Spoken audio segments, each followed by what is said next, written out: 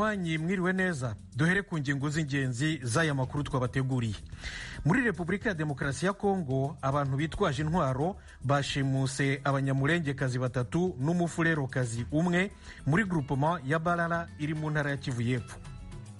Mu gitondo abantu bari baremye mu isoko mu Rusenda bageze ahantu hitwa kwa Seruniya bahura n'abamayimayi, tutashoboye kumenya umubare wabo uko bangana, bafata abamama bane barabajana. Uyu ni umwe mu baturage bo muri groupement ya Balala mu ntara ya Kivu y'Epfo muri Repubulika ya Demokarasi ya Kongo. Mu Rwanda, Kiliziya Gatolika irasaba Papa Francisco gushyira umuryango wa nyakwigendera Rugamba Cyprien mu rwego rw'abahire, intera ya mbere iganisha ku butagatifu. Naho Tunisia yabonye minisitiri w'intebe w'umugore wa mbere na mbere mu mateka yayo. Amakuru arambuye ni mu kanya gato cyane, ikaze mugume hafi. Muri kumwe na Thomas Kamirindi. Amakuru yo hirya no hino ku isi tuyahere muri Mali. Abajandarume batanu baguye mu gico cy'abajihadiste mu majyepfo y'igihugu. Diane Nininahazwe aratubwira ibindi kuri iyi nkuru. Ico gitero caguyemwo abajandarume batanu kigakomerekeramwo abandi bane, cagabwe igihe abo bapolisi bari baherekeje imodoka zari zigiye ku butaka bwimburwamwo ubutare bwegukira igihugu ca Australie mu manuko bwa Mali.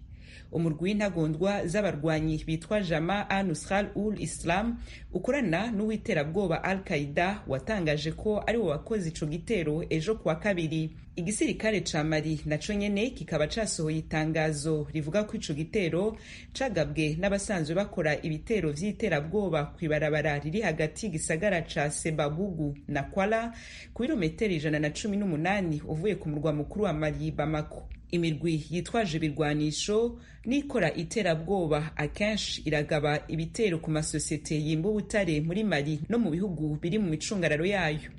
Mu ntango z'uku kwezi nk'akarorero yarateze umutego imodoka zikurikirana mu gihugu ca Burkina Faso z'amasosiyete abiri yimba ubutare. Tuve muri Mali tujye mu majyaruguru ya Afrika muri Tunisia. Umukuru w'igihugu yashyizeho minisitiri w'intebe wa mbere na mbere w'umugore mu mateka y'igihugu, Madame Bouden Romdan. Frederic Nkundikije aratubwira iyi nkuru. Igenwa ryiwe ribaye haheze amezi abiri. Said afashe ubutegetsi nka bwose, abatavuga rumwe nawe bavuga ko ivyo yakoze bimeze nka kudeta.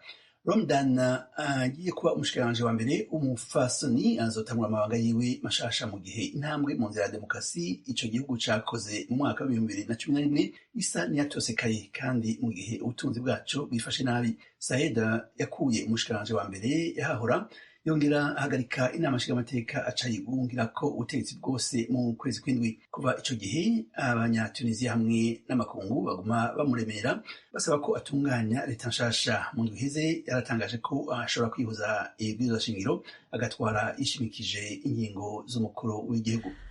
Noneho tujye mu Buyapani. Ishyaka PLD riri ku butegetsi ryatoye umuyobozi waryo mushya, Fumio Kishida, ari nawe ugiye kuba minisitiri w'intebe w'igihugu mu minsi iri imbere. Fumio Kishida afite imyaka 64 y'amavuko. Yigeze kuba minisitiri w'ububanyi n'amahanga w'Ubuyapani kuva mu 2012 kugera mu 2017. Yapiganwaga ku buyobozi bw'ishyaka n'abandi bantu batatu, barimo bwa mbere na mbere mu mateka abagore babiri. Ubuyapani ntiburagira minisitiri w'intebe w'umutegarugori n'umwe. Naho umuyobozi w'ishyaka akaba na minisitiri w'intebe ucyuye igihe, Yoshihide Suga, yari yaratangaje ko ataziyamamaza. Nyuma yo gutorwa n'inzego z'ishyaka, Fumio Kishida afite amahirwe yose yo kwemezwa nka minisitiri w'intebe mushya mu cyumweru gitaha mu itora ry'inteko ishinga amategeko. PLD ifitemo ubwiganze busesuye cyane. Mu bibazo by'ingutu bitegereje Fumio Kishida nka minisitiri w'intebe harimo kuzahura ubukungu bwajahajwe n'icyorezo cya virusi ya corona. Ubuyapani nicyo gihugu cya gatatu gikomeye mu bukungu inyuma ya Leta Zunze Ubumwe za Amerika n'Ubushinwa. Ikindi, nk'uko abasesenguzi babyemeza, Kishida azakenera gukomeza umubano na Leta Zunze Ubumwe za Amerika kugira ngo azabashe guhangana n'ibibazo by'umutekano bituruka kuri Korea ya ruguru n'Ubushinwa. iyi ni radiyo ijwi rya amerika ivugira Washington DC mu kirundi n'ikinyarwanda. mu Rwanda muradukurikira kuri FM 104.3, naho mu Burundi muratwumvira ku mirongo migufi metero 19 na metero 22. aho muri hose kandi mutwumve no kuri internet #, radio yacu voa.com, kuri YouTube na Facebook VOA radio yacu. mu kanya gato cyane amakuru y'ibiyaga bigari. Kuri uyu wa gatatu abagore 4 bashimuswe n'abantu bitwaje intwaro muri groupement ya Balala mu ntara ya Kivu y'Epfo muri Repubulika ya Demokarasi ya Kongo. Bari mu nzira bagana mu isoko rya Rusenda. Ni inkuru y'umunyamakuru w'ijwi rya Amerika Vedaste Ngabo uri Uvira. Aba bantu bari baremye isoko yo mu Rusenda bavuye mu bice bitandukanye byo mu misozi miremire ya Bibogobogo. Bavuga yuko iryo shimutwa ryabereye aho bita kwa Runiya, ni mu birometero bigera kuri 4 uvuye mu nkambi y'Abarundi ya Rusenda. Abo bagore bashimuswe barimo abanyamurengekazi 3 n'umupfurerokazi umwe. Bikekwa yuko bashimuswe n'abagwanyi b'abamayimayi. Mu gitondo abantu bari baremye mu isoko mu Rusenda bageze ahantu hitwa kwa Seruniya bahura n'abamayimayi. Tutashoboye kumenya umubare wabo uko bangana, bafata abamama 4 n'abamama bo ku mugorore w'epfo barabajana bo bafite mu gihugu kabisa, kandi ko turavugana n'abo bagore bamwe muri bo. Abo bagore bari kubabwira ko bamerewe gute? Ntabwo borohewe kabisa, kuko barategeka uko bavuga, ubundi kandi ko baragirwa nabi. Urumva abantu bashyizwe mu gihuru. Ku gicamunsi cyo kuri uyu wa gatatu, ijwi rya Amerika ryavuganye na bamwe mu miryango y'abo bagore bashimuswe. Batubwira yuko aba bashimuse batangiye kubasaba gutanga ikiguzi cy'amafaranga kugira ngo babarekure.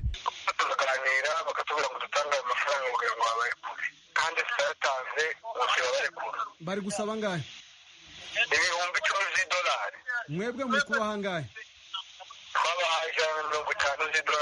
Gushimutwa kw'abo bagore biteye impungenge zimwe mu mpunzi z'Abarundi zo mu Rusenda, kuko bashimutiwe hafi y'inkambi yazo. Mu gihe biravye baba bavuye basanzwe babayeruwe mu mihana mu misozi ari kure cyane, kandi mugabe bikaza kuba ahantu hegereye kandi tukabona ko rero kuvana ahantu hasanzwe impunzi zikorera ubuzi bwabo bwa misi yose no kurima reka no korora, kuko ni ahantu hegereye ikigobe kuri urwo Rusenda, barimo imiceri, ahantu turimira amatomati, ahantu turabona ko natwe nyene umutekano wacu twifashe neza.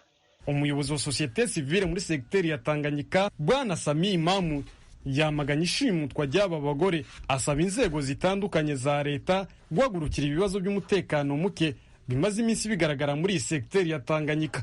Ubuyobozi bwa gisirikare mu Rusenda buvuga yuko buri gukora amatohoza y'abo bantu bashimusa abo bagore kugira ngo babarekure. Uyu muco wo gushimuta abantu hanyuma babashimuse bagasaba amafaranga ugenda ufata indi ntera ikomeye muri utu turere twa Uvira na Fizi, kuko hari abo babura abantu bashimuta nyuma bakaza gusaba bene zo gutanga amafaranga ari hejuru $3,000 by'amadolari kugira ngo bazirekure.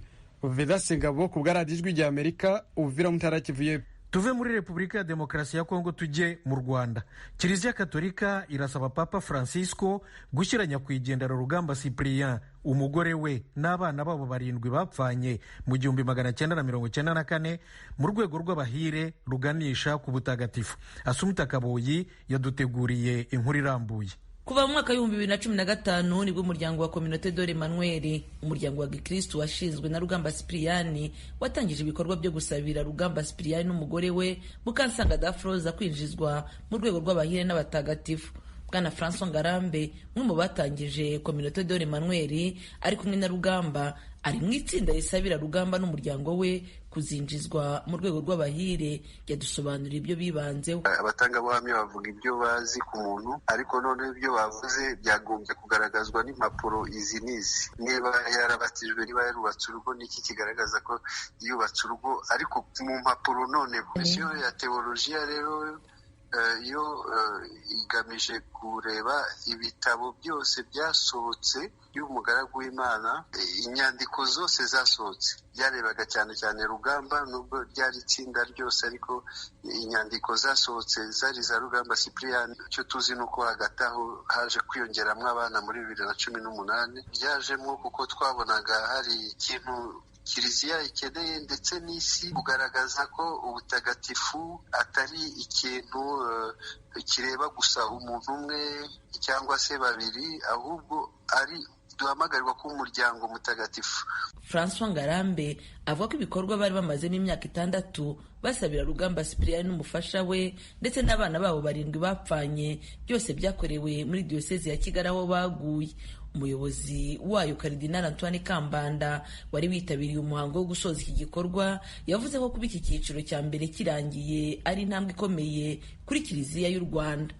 Muri jenoside yakorewe abatutsi muri 1994 cyari igihe cy'umwijima w'icuraburindi, umwijima w'urwango, umwijima w'amacakubiri, umwijima w'ubugomeramana, ku buryo bo muri uko guhamya uko kwizera n'ukwemera muri ibyo bihe bikomeye bemera gupfira hamwe, tubonamo urumuri rw'urukundo rucana muri uwo mwijima w'urwango n'amacakubiri. Nka Kiliziya ni intambwe ikomeye. Ni ubwa mbere Kiliziya Gatolika yo mu Rwanda iteye intambwe yo gusabira umukristo kujya mu batagatifu. Ni intambwe yakiriwe neza n'umuryango w'abakristo Gatolika mu Rwanda. Umuhango nk'uyu nguyu ugiye kuba ku nshuro ya mbere mu gihugu cy'u Rwanda unyereka urukundo rw'Imana.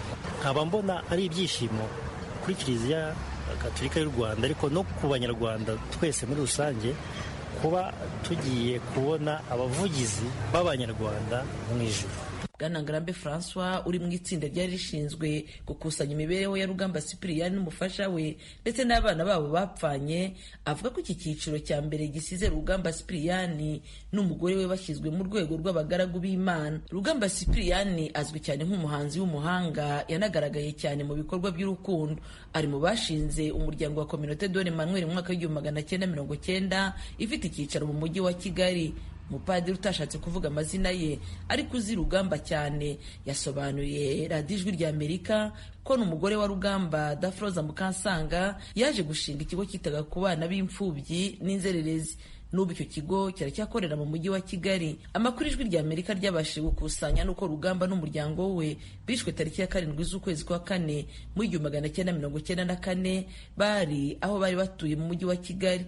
Abasabira Rugamba kujya mu rwego rw'abatagatifu basobanura impamvu bumva Rugamba yishwe. Uyu ni Ngarambe, umwe mu bari mu itsinda ryayoboye ubushakashatsi. Ikigaragara nuko baje kubica, ikibazo bamubajije ntabwo cyari cyakungura ubuhe bwoko cyangwa se muri iyo shyaka. Icyo bamubajije, Rugamba uracyari umukristo? Icyo kibazo cyonyine kigaragaza impamvu aje kwicwa. None ukuvuga ko ubukristo bwa Rugamba bwari bwarabaye ikibazo mu bantu bashakaga kumwigarurira kubera ko atafatikaga, bakavuga ati se yatakariye he? Yatakariye mu isengesho, yatakariye mu bukristo. Nawe aravuga ati, bamubajije iki kibazo yaravuze ati, aravuga ati igihe cyose umwami yampamagarira namusanga mpamiriza. Bijyana n'indirimbo ya mbere yitwa Umurage w'Intore, avuga ngo iryo juru ngijiremo mpamiriza. Ayo makuru mwayakuye ko baje bamubaza gutyo? Ni umuzamu bari kumwe bagiye gufungurira abasirikare. Nyuma y'iki cyiciro cya mbere gisojwe n'iri tsinda ry'ubushakashatsi, ibikorwa bizakurikira bizakorerwa ku cyicaro cya Papa i Vatican mu Butaliyani. Abakurikiranira hafi amateka ya Vatican bemeza ko iki gikorwa kimara imyaka myinshi. Twifashishije inyandiko icukumbuye yanditswe na Padiri Viateur Safari wo muri diocese ya Byumba mu mwaka w'2015, igaragaza inzira ndende inyurwamo kugira ngo umuntu asabirwe kwinjizwa mu rwego rw'abanyine n'abatagatifu. Muri iyi nyandiko igaragaza ko hagomba kubaho igenzura n'iperereza bikorwa n'urukiko rwa diocese. Ibiro bibishinzwe bigasuzuma ubwitonzi n'ubushishozi, amagambo n'inyandiko z'usaba, kandi hagashakishwa amakuru ku buzima bwa nyakwigendera. Ibyo birangiye bikemezwa ko ari ukuri, dosiye yashyikirizwaga Papa akabyemeza mu nyandiko kandi akayishyiraho umukono. Hagakurikiraho isuzuma kuyobokamana, ubutwara, imico myiza, bikongera bikigwaho n'ibiro by'i Roma bibishinzwe. Hakemezwa bwa nyuma ibitangaza nibura 2. Kugeza muri iki gihe turimo, ibi nibyo bikurikizwa, ariko byagiye bivugururwa buhoro buhoro. Assumpta Kaboyi, Ijwi ry'Amerika, i Kigali. Tuve mu Rwanda tujye muri Uganda. Bamwe mu mpunzi z'Abarundi n'Abanyarwanda bamaze imyaka myinshi mu nkambi ya Nakivale iri mu majyepfo y'igihugu bavuga ko bateganya kugumayo burundu. Umunyamakuru w'Ijwi ry'Amerika muri Uganda, Ignatius Bahizi, yaganiriye na bamwe muri bo ku kibazo kibabuza gutaha. impunzi nyinshi ziri muri Uganda ntizihamaze igihe gisaga imyaka 5, ahubwo hari n'izimaze imyaka 30 zarahunze, ariko nano bakaba zivuga ko zitatahuka.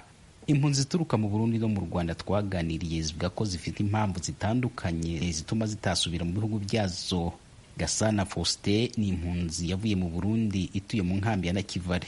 None gashatse kugira gute je nta mwizero ufise wo kuzosubira mu gihugu canje mu gihe ubutegetsi bukiri buke. Ari ubutegetsi bukiri hujya bwa CNDD-FDD notuma nemera gupfira ngaha aho ntaza kwicwa n'inkota, kuza kwicwa nciwe ibihimba by'umubiri, nkemera gufumanishwa n'inzara ngaha. Umuntu ashobora kuvuga ngo urimo gukabya kuko mu Burundi harimo abantu benshi, hari n'abatahuka bava za Tanzania, hari ndetse n'abandi muri Uganda barimo hafi gutaha n'abatashye. Reka ndakubwire abo bose bariko barataha uzogenda kungira impanuka umumenyesha makuru uzotohoze uzosanga benshi ari bajya barungitswe n'abarutse n'amaleta yabo.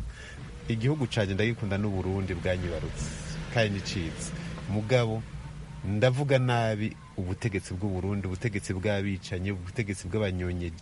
Nyamara iby'impunzi vuga ngo no gushaka guharabika Burundi kuko ari igihugu kirimo umutekano, ukurikije ambasaderi w'u Burundi muri Uganda Kabushemeye nta mwana. Rero urumva nibisanzwe gose ko impunzi zivuga nabi, zivuga ibintu biteye ubwoba. Nta mpunzi rero yo kwigera ivuga neza u Burundi. Uvuga ati jewe ndi impunzi y'Umurundi, ndafise amakuru meza, uwo rero bari karataha. Mugaje ico nemeza, Burundi buri mu mahoro. Impunzi z'u Burundi nozihanura nkanazihimiriza ko zosubira mu gihugu zigatahuka ku bugombe bwabo. Undi Murundi Habumugisha Felician watangiye guhunga afite imyaka 2 y'amavuko, ubu akaba arengeje imyaka 50, wafite izindi impamvu zituma yumva ko atohunguka. Nukuri njewe ntago birashika, ntago yo gahunda ndayishika. Abo bantu bariko barahunguka bahunze vuba baracafite ibintu wabo biracariho, ariko nka njewe inzu yaravuyeho, nka njewe itongo ryaravuyeho, nka njewe akazi nakora karavuyeho nikakibaho. Rero guhunguka ntaco nabangiye gukora. Maze imyaka myinshi kuja guhunguka ugeze mu zabukuru ntaco bimariye, ntaco bimfasha. N'abana banje mbiganireho nabo guhunguka bambwira ko ibyo batubizi ni wabo batahazi, ico bazi ni Uganda kuko niyo barerewemo, niyo bakuriyemo, niyo bizemo. System barimo rero niyo natwe ntawo tuci. Nyamara ariko kuri izi mpunzi z'Abanyarwanda zigiye mu rwego rw'urubyiruko zo zifite impamvu zazo zituma zitosubira mu Rwanda. Hakizimana Emmanuel w'imyaka 27 wavuga ko mu Rwanda atanahazi. Amahitamo gusubira mu Rwanda ntacyo nabivugaho cyane cyo gico. Nabakubona ko wenda nkanga ubuzima bwonze no bwanga imyaka abandi usanga bafite wenda ibindi bintu wenda bavuga nibura simbizi cyase bazi igihugu wazi ni wenda ugasanya yakizi nyine tu utakizi bayojyagana bimeze gusanga uri umushyitsi nk'ahantu muri rugo nubwo wabo ubundi kandi navuga ati iyo uri umwana waravukiye hanze yasowe ndahari ugasanga iyo wenda so atenda nk'ahantu ukavukira nk'ahandi hantu ukabakaza kugira cyo gusura so ugenda uri umuntu mushyi utazi ibyo ukora n'ibiki ugasanga siko nabivuga so niko bimeze niko navuga. Uyu mugenzi ngo nta kuntu yataha agasiga inyuma ababyeyi. Nataha nje kuko ndi umwana, navuga ngo nta kibazo navuga ngo naba mfiteyo. Ikibazo nagira ni ukuvuga ngo ushobora kuba uri ijisho ry'umubyeyi. Ni ukuvuga ngo ababyeyi iyo bageze mu zabukuru byanze bikunze nubwo wakora gute umubyeyi arakomeza akagukenera, cyangwa se yenda barumuna bari inyuma nabo bagakomeza akagukenera. So ni ukuvuga ngo muze habaye nta mutekano ufite umbyara, ni ukuvuga ngo nanjye nta mutekano mfite, kandi ari njye jisho rye kandi ari njye kuguru kwe. Ni ukuvuga ngo ntago namusiga ngo mvuge ngo ngiye mu Rwanda adafite umutekano. Ni ukuvuga ngo byanze bikunze n'ubundi nanjye ubwo umutekano wanjye uzaba ari muke. HCR itanga ibisubizo bitatu byatuma umuntu adakomeza kwitwa impunzi ubuzima bwe bwose, ari byo guhunguka asubira mu gihugu cy'amavuko, guhabwa ubwenegihugu mu gihugu cy'ubuhungiro, cyangwa gushakirwa igihugu cya gatatu. Nyamara ariko igisubizo cya kabiri n'icya gatatu bisa nk'ibigoye kugeraho, kuko ukurikije HCR impunzi zishakirwa igihugu cya gatatu zitangana na 1% ku mpunzi zose ku isi, kandi ukurikije amategeko ya Uganda impunzi cyangwa umuntu ukomoka ku mpunzi ntabwo yemerewe ubwenegihugu bwa Uganda. Nubwo hari amashirahamwe yasabye ubutabera muri Uganda gukuraho iri tegeko, nuko impunzi zimaze igihe kirekire mu gihugu zigahabwa ubwenegihugu, nta mwanzuro wari wafatwa kuri iyo ngingo. Ignatius Bahizi, Ijwi ry'Amerika, Uganda. radiyo ijwi ry'amerika ivugira Washington DC mu kirundi n'ikinyarwanda. Mu Rwanda, komisiyo y'inteko ishinga amategeko ishinzwe gukurikirana imicungire y'umutungo wa leta imaze ukwezi iganira n'ibigo bya leta na za minisiteri kuri raporo y'umugenzuzi mukuru w'imari ya leta. Raporo igaragaza ko ibigo hafi ya byose bimaze gutumizwa bicunga nabi umutungo wa leta. Tugaruye Asumta Kaboyi waduteguriye inkuru irambuye.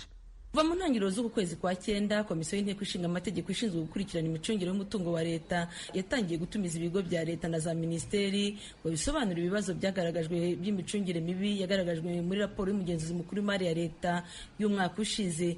Mu bigo hafi ya byose byamaze kwisobanura muri komisiyo byagiye bigaragarwaho n'imicungire mibi y'umutungo wa leta cyangwa se gusesagura. Urugero rumwe rwagaragaye naho ikigo cya leta gishinzwe imiturire mu Rwanda cyakodeshereje inzu urukiko rw'ikirenga rukoreramo ku mafaranga asaga miliyoni 100 buri kwezi. Abagize inteko ishinga amategeko bakagaragaza ko bihombya leta. Kuva kuri iri soko ritanzwe, ikibabaje nuko ari n'urukiko rw'ikirenga rugomba gukoreramo cyangwa rukoreramo, bigaca muri izo process zose zidasobanutse. Ntiturebe aho byarangiriwe ayisinye, ariko harimo cano aho ngaho yose. Niyo mpamvu ngira ngo ayidusobanurire, ntibyitwe ko ari umuntu utari mu kigo wabikozeho wenyine. Iyo ufashe aya mafaranga miliyoni 117,261 ku kwezi, iyo ukubye amezi 12 angana na miliyari 1,407,000 zirenga. Ubu mu ngengo y'imari harimo miliyari 1,407,000 zo gukodesha mu mwaka umwe. Gusobanura iby'aya makosa, umuyobozi wungirije muri iki kigo yagaragaje ko amakosa menshi yabaye ku buyobozi bw'uwahoze ayobora iki kigo ubufunzwe. Sanzimana Noel ni umuyobozi wungirije mu kigo cy'igihugu gishinzwe imiturire mu Rwanda. Mu by'ukuri twavuga ko ari amakosa y'ubuyobozi, kuko ubuyobozi nibwo butanga umurongo nyuma y'uko tender committee imaze gukora evaluation, nibwo butanga umurongo ngo hakwiriye kubaho negotiation. So nkumva kuba iki ngiki kitarabaye ni amakosa y'ubuyobozi. Noneho ari naho mvugira ko muri iyo chain ya system nge kubera ko ntari ndimo, ntabwo nabashaga kubona dosiye yavuye yagiye. Igiteye impungenge mu bigenda bigaragazwa n'umugenzuzi mukuru w'imari ya leta nuko amafaranga acungwa nabi aba yaturutse ku misoro y'abaturage, andi ari inguzanyo zishyurwa nabo. Ubwo iyi komisiyo y'inteko ishinga amategeko yatumizaga minisiteri ishinzwe kubungabunga umutungo w'igihugu, yatangajwe no gusanga iyi minisiteri yakabaye ibintangarugero mu micungire y'ibya rubanda, naho havugwamo gusesagura. Ibintu iyo byumva umva bibabaje cyane. Mu by'ukuri ndimo ndatekereza ngo nk'ibisobanuro bagiye baduha batubwira bati hari nk'icyo batubwiye, baratubwira ngo aya mafaranga ngo kuyasaba mu by'ukuri ni ukuvuga ngo aba yarasabwe, ariko mu by'ukuri mu buryo bwo kuyakoresha hatarabayeho discussion imbere ngo abantu barebe implementation yayo. Ubundi iyo usabye inguzanyo, murabizi namwe ukuntu bikorwa. Iyo turi hariya mu nteko bazana imishinga baje kutubwira ngo dutore amafaranga, biba byihutirwa mu buryo utashobora rwose kwimagininga. Uzi yuko bigiye kuza kandi bikaba implemented mu buryo bwihuse, bikagira n'icyo bimarira igihugu. Ariko wajya ugasanga bya bindi byihutirwa nibyo bifasha imyaka, noneho bize guteza ikindi kibazo. Ntabwo ngo se ubundi mutubwire neza, tujya gusinyira amafaranga, inyigo zarakozwe, gahunda yarateguwe neza. Nimba twabonye loan tukishyura ibikorwa bitaratangira, tuba twishyuye. Kuki twishyura tutakoze? Twatangiye kwishyura the billion z'abanyarwanda. Ibyo ngibyo byo murabidusobanura gute ngo tubyumve? Ariko bikababaza nka project tumaze kwemeza hagashira imyaka ingahe nk'ingiri kuvugwa muri report. Turi kwishyurira ubusa, project itaratangira. Ngira ngo icyo kibazo mu cyumve, noneho ukaza twereka ko bishoboka ko wowe wishyura izi charges udakorana na wawe uri muri execution. Iyo ugiye gufata amafaranga muri banki, muri contract twese tuba tuzi ko harimo amafaranga uzishyura buri kwezi, hakaba n'amafaranga uzishyura igihe watinze kujya gute gushyira mu bikorwa icyo amasezerano ategeka. Nicyo barimo kukubaza. Bari kukubaza ngo wowe niba uzanye iyo loan agreement, uzi neza ko charges zirimo zo gukererwa ku implementing. None umwe bavuga ngo tuzi neza ko tuzazishyura. Nuvuga ngo muri ready kuzishyura, ahubwo muri ready gutangira ku implementing umushinga. the answer is no. Kuki noneho tutangira imishinga tukayisinyira amafaranga tukanashaka loan tutarire gutangira noneho tukavuga ngo twiteguye kwishyura charges rwose uravuga uti miliyoni 270 n'izindi zaragiye kubera ko imikoranire yonyine department ziri muri ministry imwe miliyoni zikagenda kubera noneho ukazuka tubwira ngo tugiye kuimproving imikoranire. Icyo gisubizo urumva twacyakira gute? Ariko uziko muri ayo mafaranga harimo n'ayawe buri ayo yo ntiwanayarengera. Ubu ntiwanarengera ko harimo n'ay'umukecuru uwo wagiye kugurisha ibijumba ku isoko. Amategeko afasha doing business tukaba turi no mu ba mbere ndagira ngo mwibutse ko atorerwa hano.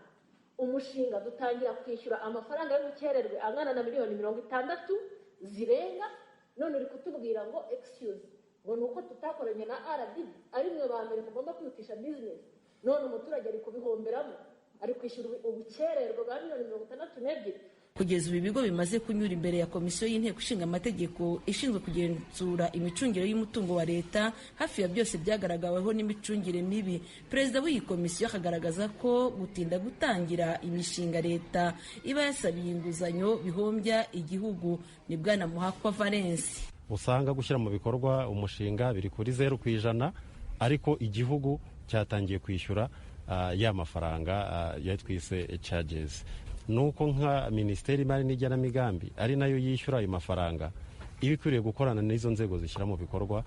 Ngira ngo mwumvishe nka Rusizi ya 3, mwumvishe hari umushinga witwa ATI, n'umushinga ugamije guteza imbere ubuhinzi, n'umushinga ufite agaciro ka miliyoni zigera ku 120 z'amadolari, ariko n'umushinga wajemo ibibazo watangiye muri 2013 kugeza ubu ntabwo urarangira, mu gihe bagomba kurangira mu 2017. Niba Minisiteri y'Imari ariyo ireberera ibi byose by'ikigega cy'igihugu nayo ifite ibibazo bingana gutya, nta mpungenge mubona mu micungire y'umutungo wa leta? Ni nabyo tumazemo iminsi. Ubu turangije ibyumweru bigera kuri 3 turi kumwe n'inzego, ariko nk'uko mwabibonye mwagiye mubona ko mu ibaruramari ry'ibigo bya leta hakirimo ikibazo. Akaba ari n'iyi sesiyo twabajije minisiteri nka minisiteri ihuza ibyo bigo byose, ko twabonye ko mu bigo bya leta ibaruramari harimo ibibazo. Ugasanga noneho Minecofine ariyo ihuza ry'abaruramari ry'ibigo bya leta, ugasanga iryo baruramari ubwaryo ririmo ibibazo kubera ko muri za nzego n'ubundi harimo ibibazo. Kugeza ibisobanuro bitangwa n'ibigo cyangwa za minisiteri biba byabajijwe, usanga kenshi birangira abadepite batabyemeye. Ibi nabyo biherwaho n'abatari bake mu baturage bemeza ko raporo z'umugenzuzi mukuru w'imari ya leta zirangirira mu mpapuro gusa. Niba izo kesi zaravuzwe mu myaka nk'itatu-ine ishize n'ubu zikaba zigihari, ikibazo kiri muri iyo patriotisme isa naho igenda ibabaringa ku bantu bamwe, kandi ahubwo ingaruka zikaba iz'uko ubona hari serivisi zikomeza kugenda zihenda kubera ko amafaranga ntayahari, yagiye mu buryo butari bwo. Raporo za Auditeur General babona ko bamaze kuzica amazi, kuko birangirira mu kuvuga umudepite akagira ikiniga akisereranga, ariko bikarangirira aho ngaho. Abakurikiranira hafi by'izi raporo zisohorwa n'umugenzuzi mukuru w'imari ya leta buri mwaka basanga hakwiye kubaho ibihano kubagaragaweho no guhombya leta. Uyu ni Sekanyange Jean Leonard uhagarariye imiryango itari iya leta. Ikintu twe tubona nka sosiyete sivile hakwiye gufatwa ingamba zikarishye, cyane cyane kuri abantu bagaragaza ko basesagura umutungo wa leta, aho bigaragara ko bashyiraho ibiciro bihanitse. Niba ari ugukodesha inzu ugasanga bakodesha amafaranga menshi cyane arenze hafi yenda kugaragara n'ayubatse, ushobora gusanga mu myaka 5 amafaranga yakodesheje inzu ashobora kuba angana agaciro kangana na kiyonzi. Rero birakwiye ko Auditeur General akwiye kujya akora raporo ze, bigakurikiranwa n'uko bijya muri RIB bigakora akazi kayo nayo ikareba ko niba nta ruhare rw'umuntu uwo ari we wese yaba yaragize mu kugira ngo ahendeshe leta. Raporo y'umugenzuzi mukuru w'imari ya leta y'umwaka ushize igaragaza ko leta y'u Rwanda yahombye miliyari 8 na miliyoni 600. Umugenzuzi mukuru w'imari ya leta yari yatangaje ko aya mafaranga yaburiye mu gusesagura umutungo w'igihugu. Kugeza ubu urwego rw'igihugu rw'ubugenzacyaha RIB nirwo rukurikirana abanyereza umutungo wa leta. Mu gihe dutangaza iyi nkuru nta muyobozi twari twamenye wahaniwe amakosa agaragara muri raporo y'umugenzuzi mukuru w'imari ya leta isohoka uko umwaka utashye. Assumpta Kaboyi, Ijwi ry'Amerika, i Kigali.